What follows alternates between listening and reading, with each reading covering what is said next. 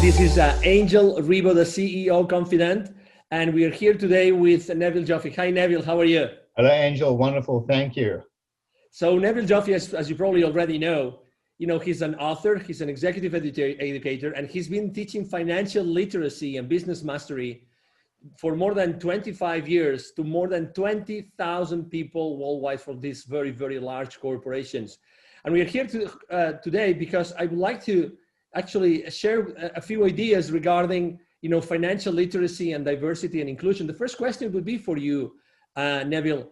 You've been teaching, basically, you've been helping companies, business operators and executives how to be aware of the financial implications of their business decisions. Why is that important, Neville?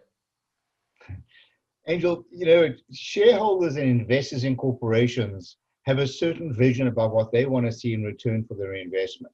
And it may surprise a lot of people to know that investors in large corporations in particular don't really care that much about what the company does. I mean, you think about people who buy shares in a wine company or a beer company may not even drink wine or beer. So it's not really about the product, it's about the return they get on the investment. And to that end, everyone in the organization needs to understand the financial implications of what they do and how they link or how they align, if you will, to what shareholders expect from their investment. Because people tend to work in silos.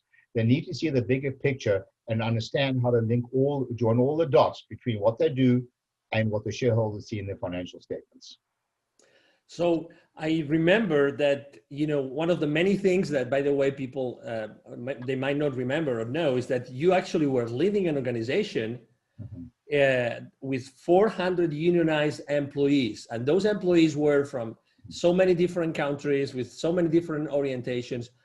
What did that role, that diversity on your company, what role did it play in your company?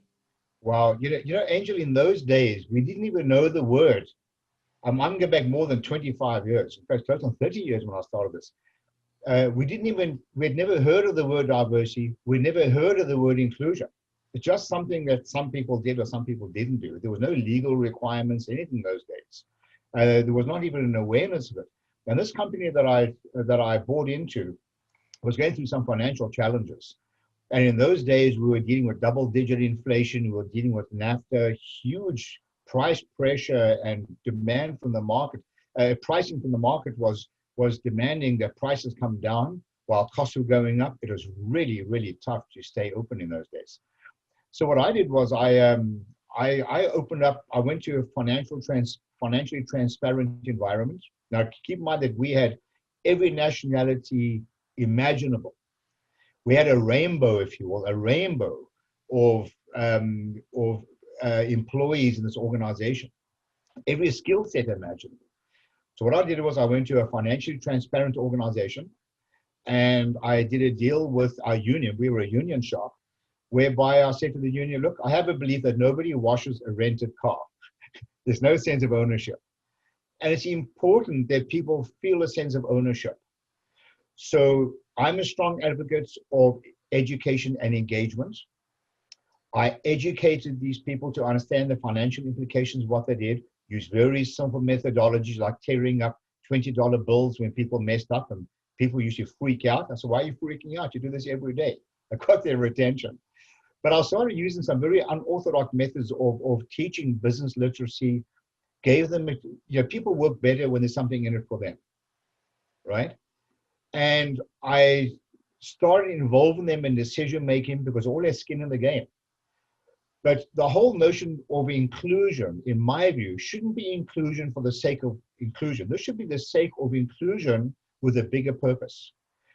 My interpretation of inclusion is getting people to help you make financially smart decisions. To me, that is what inclusion is about. It's about job security. They need to be included because it provides job security for them. It helps them make more money to improve their own economic lives. So everybody, in my view, when you talk about diversity and inclusion, it means inclusion with decision-making. It means inclusion in helping people grow from within.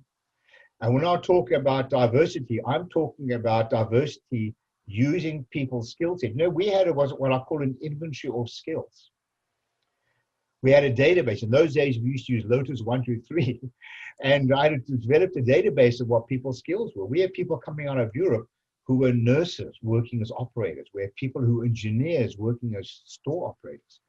And we tapped into these resources. It was magnificent. We found acres of diamonds of knowledge that we used to grow this company. And within a few years after starting this initiative, this company has zero debt, became a world-class producer.